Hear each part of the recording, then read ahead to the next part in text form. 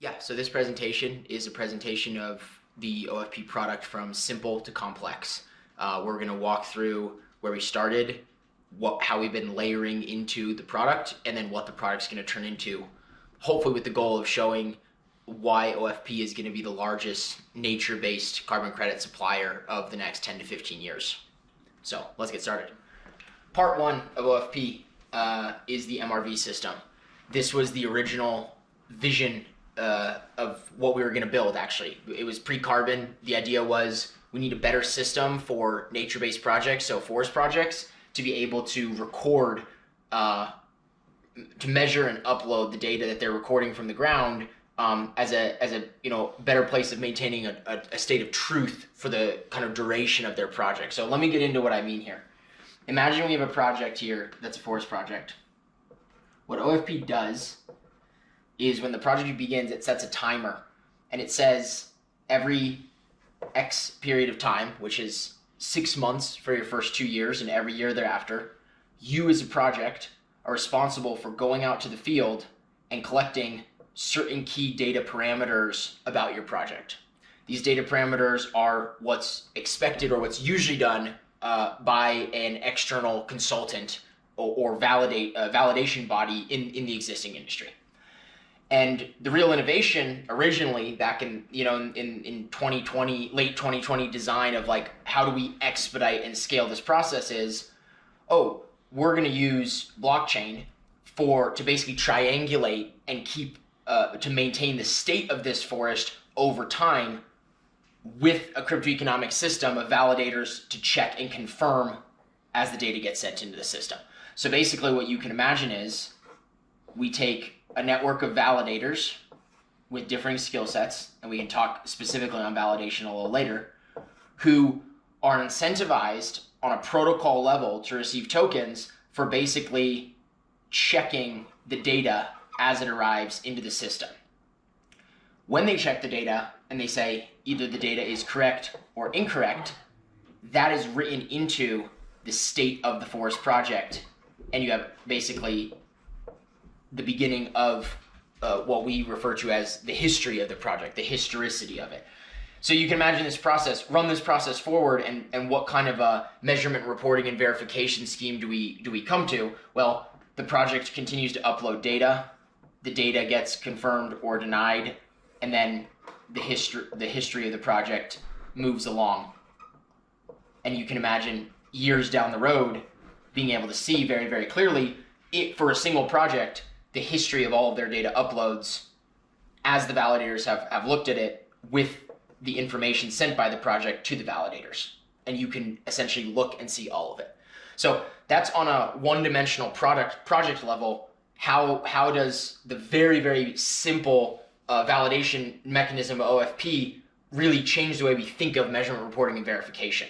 Everything is data-backed. Everything is rolling on these timelines. Now, step back. From a systems perspective, what we're doing here is we're actually really, really, really expediting the speed at which projects can be validated. And why is that? Because with this validation body and with fixed timers for how long you validate this data for, we can basically have groups of validators pick off different data uploads they want to be looking at in parallel, right? So what that means is previously where the system was, not able to stack, it was just, you have to go to this project, visit it on the ground in person, get paid to do a methodology, get paid to collect the data. Now, with this triangulation mechanism, the burden of proof is on the projects, and the projects are sending data up to this cloud-based system, and the tools of the validators are being used to basically confirm lots of projects in parallel. And that's the scalability advantage of a system, of this type of system over how a legacy system or a more binary system would exist, right? So that's step one. This is just MRV. This is applicable to any, there's no value creation here established yet. It's just for projects that are looking to establish this historicity and establish this ongoing record on chain of what their project is doing and how their project has evolved over time. Part two.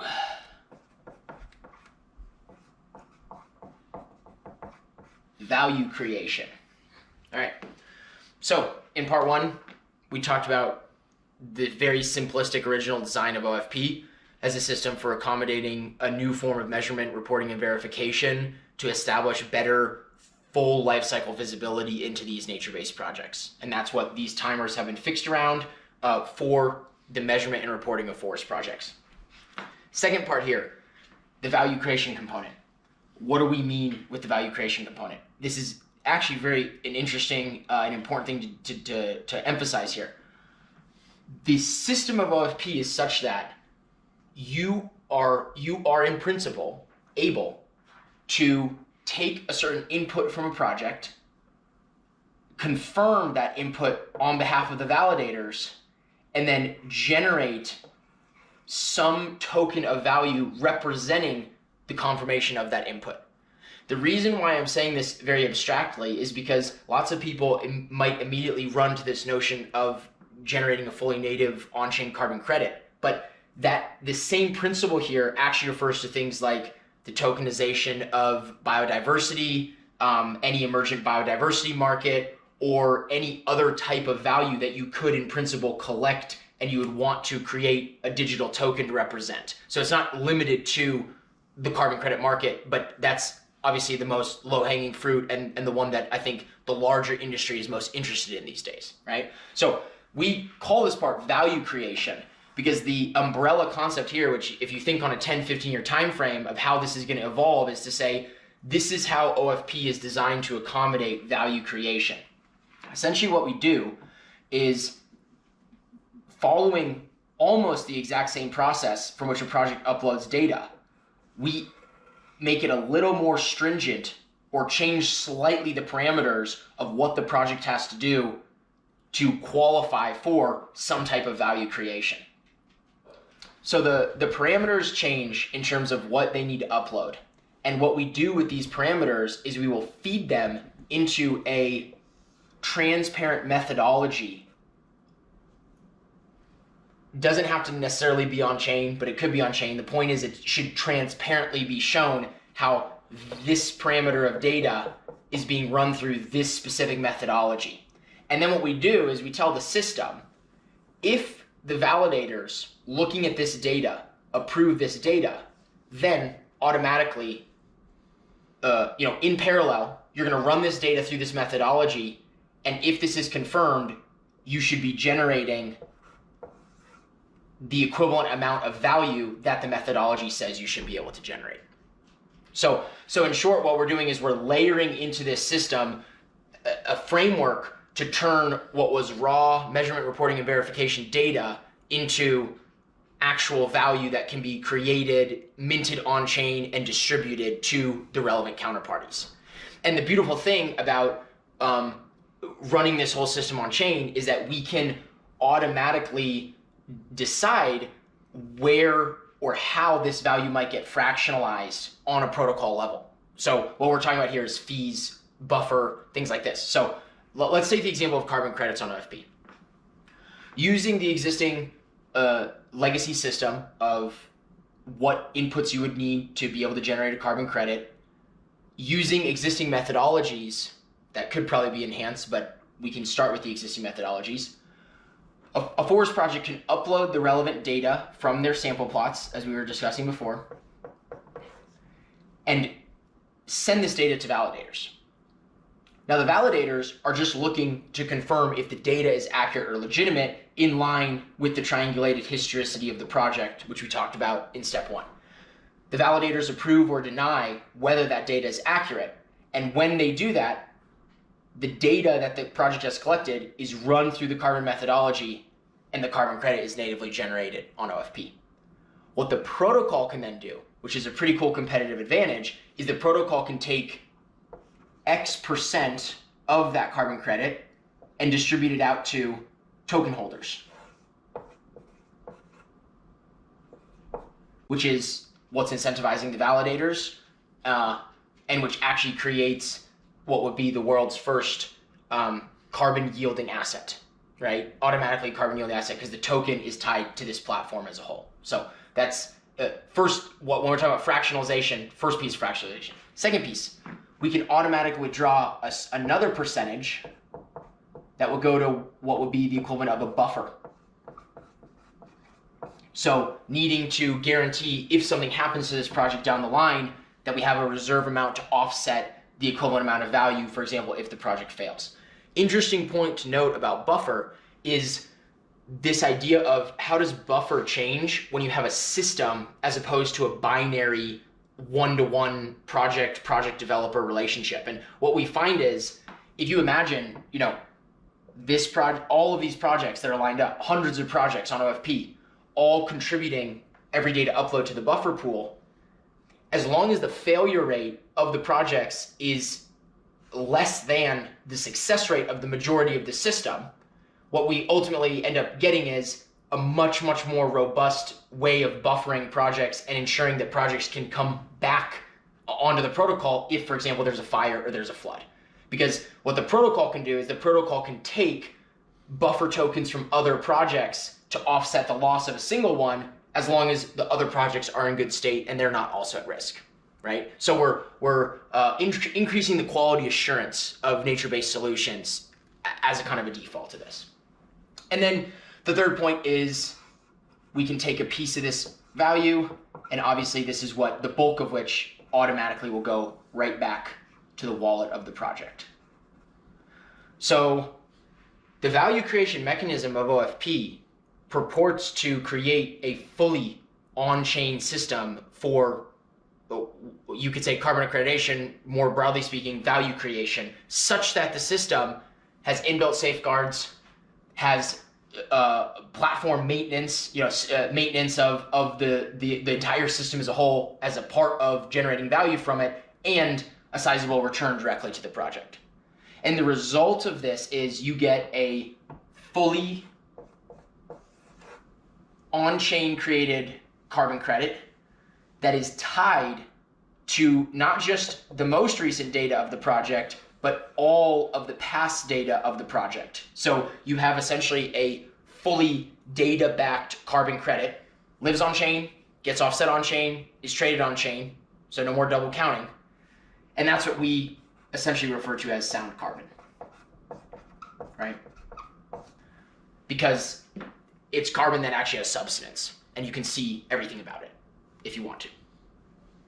Okay, that's part two, value creation. So part one is MRV, part two is value creation.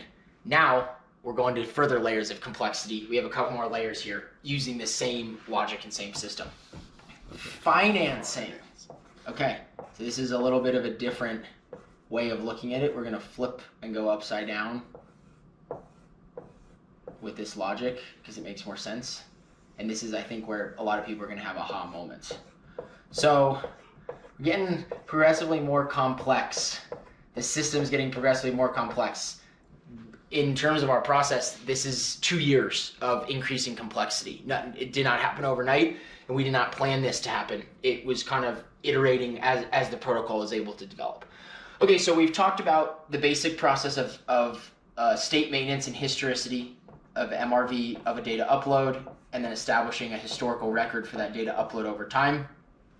We've talked about how you can layer a methodology into this process, slightly increase or change what data is coming, and then create some type of value on chain to be fractionalized for the benefits of quality assurance, for the benefits of protocol sustenance, and then for the benefits of project durability. Now, what we can do is add another layer of complexity, which is all about bringing in capital from the sidelines. And this we refer to as the financing component of Open Forest. So now that we have this nice system in place for measurement reporting and verification and value creation, we can take a structure on chain such that any entity with capital, it could be an investment fund, it could be an NGO, it could be a DEX that's automating revenue distribution into a specific pool. Any financing, any interested body in financing a project like this can create a pool, and with that pool, come to an agreement with the project that says, and this is kind of where the cool aha results-based moment comes in. If you are successful on your first data upload, we will release X amount of value to you to be able to keep doing your project. And essentially what we have now is a on-chain results-based financing mechanism where a financier, which up until this point, take someone like the Norwegian sovereign fund that had like $1 billion to put into forests, all this money's been sitting on the sideline because they don't have confidence or guarantees that the money that goes into these projects is actually resulting in forest maintenance, reforestation, improved forest management, so on and so forth. What this does, what this layer of the system does, is it creates a guaranteed way to effectively say, we are going to hold a lump sum of money for you on chain. And as you participate in the system and as your data gets validated and confirmed, we'll release this money in tranches to you. And everyone can see this from the outset, and everyone can agree to this from the outset, so you have the knowledge and the guarantee that if your data upload gets approved, you're getting that money in the way that you needed it. That's almost like on the level of charity distribution. It gets better. Why? Because you can actually also program it such that a financier could say to a project, hey, we will give you X amount of money after each data upload is approved if you give us Y% of the carbon credit or of the value creation that you've created automatically. And when they have an alignment, the system flows in such a manner where the project can upload data into the system will validate that data, the system will run that data through a methodology and create a unit of value, and the unit of value is fractionalized such that the original financier can automatically receive a portion of that fractionalization right back to them. So this is this idea of for ongoing projects, you can results-based finance them. That's pretty big for where these big organizations, as we said, the government bodies, some of the non-governmental organizations are trying to solve big problems on the scale of tens of millions of dollars. This is a pretty big safeguard for getting money into this arena. The second piece of this is you'll actually be able to take a sum of money and split it and say, I want X amount to go to the creation of the project, and then I want Y amount to go into the project over time once the project's created. And here we now have basically given a framework and a playbook for anybody on chain, anyone willing to come on chain, to be able to connect their capital and jumpstart nature-based projects with the idea of being able to have a consistent yield of carbon credits, biodiversity credits, or any type of value creation as we talked about in step 2. So same system, we're just layering on more and more and more of this system, right? Okay, that's part 3, financing, pre-financing, results-based financing. Let's go to part 4. We'll call this go to market. Okay, we've come a long way in our in the complexity of this system, right? We went from a very basic MRV system to a value layered MRV system, right? That tracks the historicity of the project and allocates value relevantly, to the financing and the results-based financing of this system. Now, a final piece of how we see this optimizing for the future nature-based markets of the world, voluntary carbon markets of the world, is to make it very, very easy for the value being created on open forest to go to liquid on-chain markets such that they can be purchased, traded, and financialized. What does that mean from a product perspective? It means we can build in a mechanism on a protocol level to this existing infrastructure such that when a project starts their project and begins to upload data, they can toggle a mode that says auction my credits when they're created here, instead of sending them back to me and making me have to go resell them. And so what that does is what we basically have done is we've created, we've taken the traditional analogy is like your ethanol commodities exchange market, right? Ethanol, you have a farm, you grow a bunch of ethanol, you have to take it to the ethanol auction place. And then from there, you auction off your ethanol to people who are going to buy and resell it and, get it to larger markets. Because software is cool, we can actually hack that whole process and have a simple toggle on the project side to literally move the newly created commodity straight to an auction structure to then go to all of the large liquid markets of the future, which is, probably going to be, flow, carbon, fail, toucan, Raphael, maybe FTX, maybe Binance, maybe who knows? Who knows who's going to be, the big players of this. But the point is, there are market makers. OFP is not a market maker. OFP is a supplier. And what we want more than anything is to make it easy for market makers to get, I forgot Sankin. Adrian, I'm sorry. Sankin as well.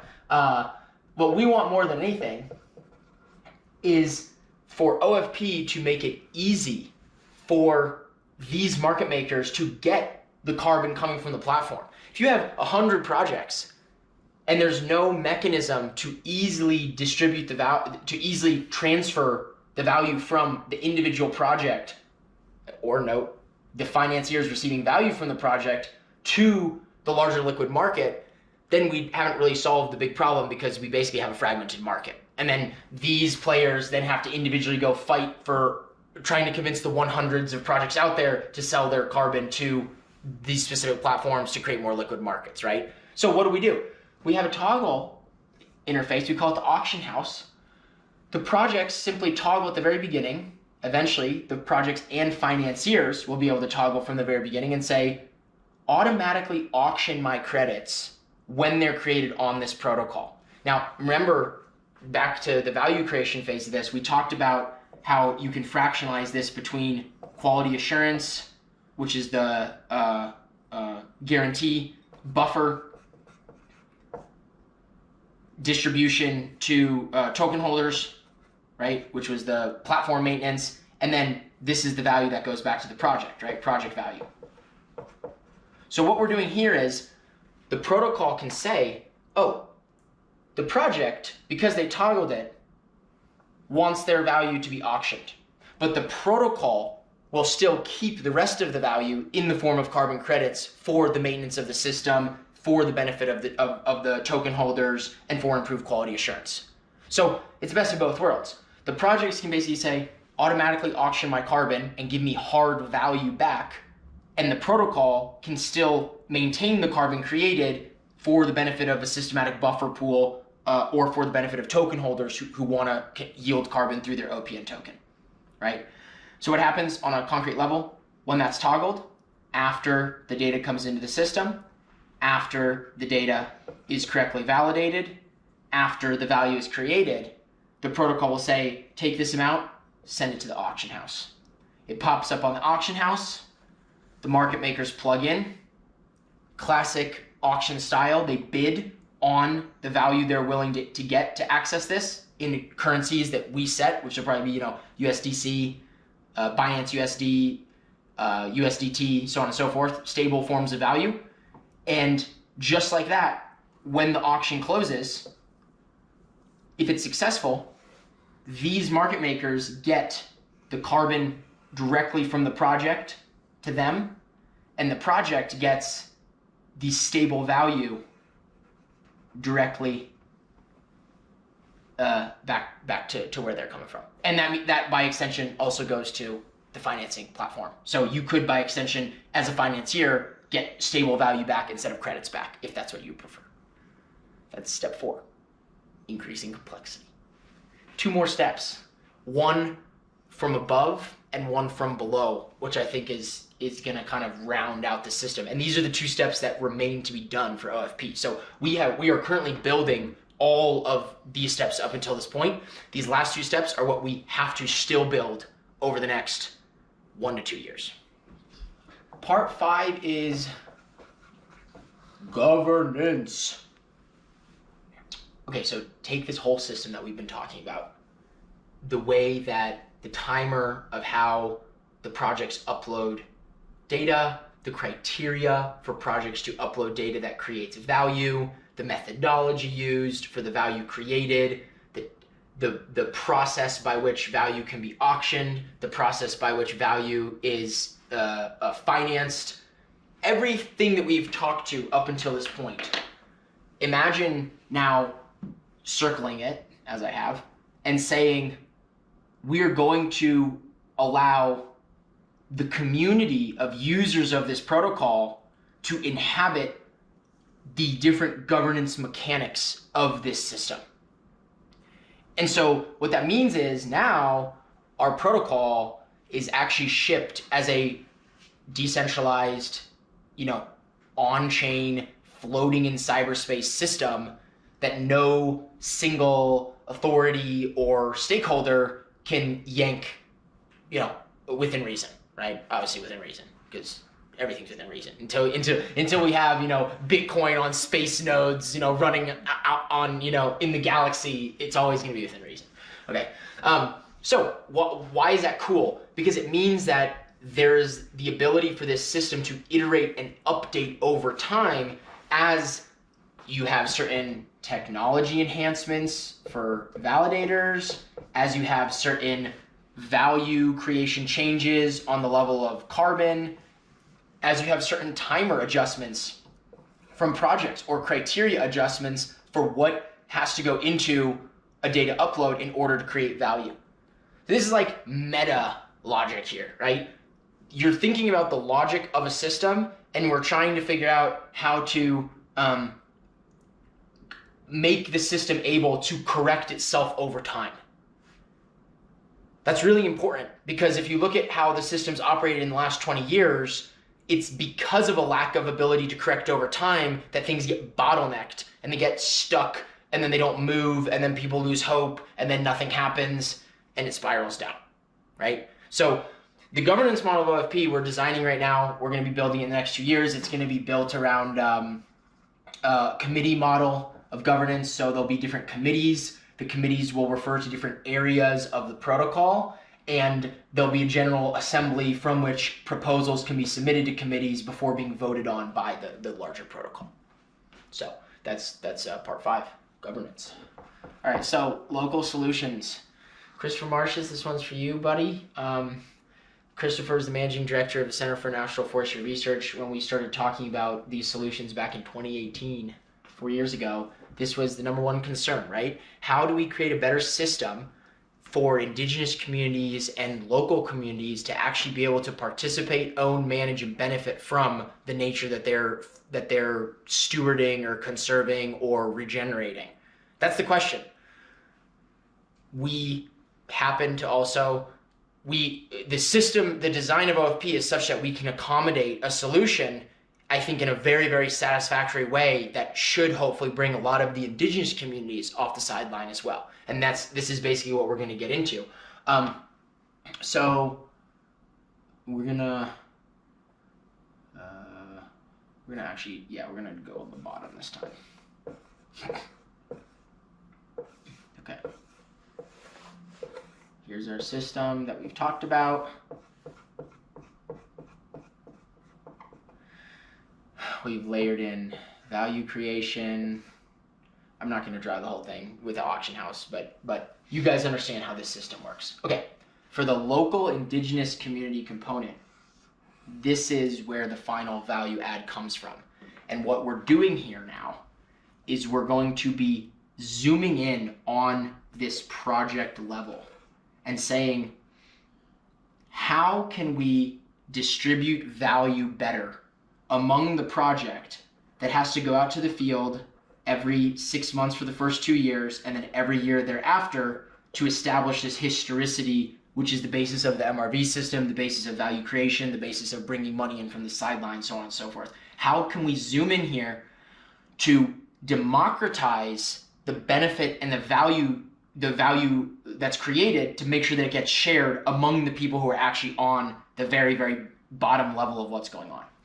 And what we essentially are able to do is imagine a system such that with OFP, we refer to it as project operators, and then you have like field agents, which are like the people who are going out to the field to collect data. You can imagine a system to this project here. Let's make the value. Can actually be encompassed in a system that ahead of time will further fractionalize and fragment this value and say, oh, at the very beginning of the project, we're going to have Indigenous community 1, 2, 3, and 4 participating in the maintenance of this data that's going to go to the validators, that's going to create value on the system level, and that's going to return value to us. We want to program this such that when value comes back into the project, that value is automatically distributed to the stakeholders who are actually doing the work. And that process in itself can be visibly seen and identified by the larger parties involved who are financing the project or who are buying the credits in the auction from the project, such that a market maker can then say, oh, we really want to bid high on these credits because we know that it's servicing local communities in the Amazon. Or a financier can say, ooh, we really want to direct capital into this type of project because we know these local communities have a serious stake in the upside of where this money is going, right? And this is, I think, like the knockout punch or the running up the score moment of this system, because a lot of land in the world today is managed by Indigenous communities. So if we as a industry see the future as being Indigenous first, local community first, within the traditions and the local customs of what's existed, we need to solve for this problem. And even if you're creating a good carbon credit, or if you have a good system for zooming in with AI or satellite to quantify the amount of carbon, that's not solving this problem. And this is really going to be the cherry on top. If we can get to solving this problem, there is a very good chance that the next 20 years will go much better than the last 20 years, right? So that's all, folks. That's the end of From Simplicity to Complexity with OFP. Just as a recap, what we've walked through is how OFP went from a relatively simple MRV system to a more sophisticated value creation system, to a more sophisticated financing layer, an auction layer to create liquid markets, a governance layer to allow the system to self-iterate and evolve over time, and now a local layer to bring in Indigenous communities off the sideline. Whenever we go pitch OFP, this is what we're building. This is what we would like your support for. We're halfway through. So as I said before, we built the first 4. We have to launch, numbers 3 and 4 still, but it's being built. And then we're going to build the last 2, and then we're going to scale the system up. And I would hope anybody scrutinizing a system like this is looking at it holistically. From, as a system, how does this system iterate and upgrade upon the quality assurance concerns, the data backing of carbon concerns, the scalability concerns, the local community involvement concerns today, such that we can actually flip the script and have a chance at preserving a lot of nature in the next 20, 30 years. That's how I would hope, with best intentions, people would read this system.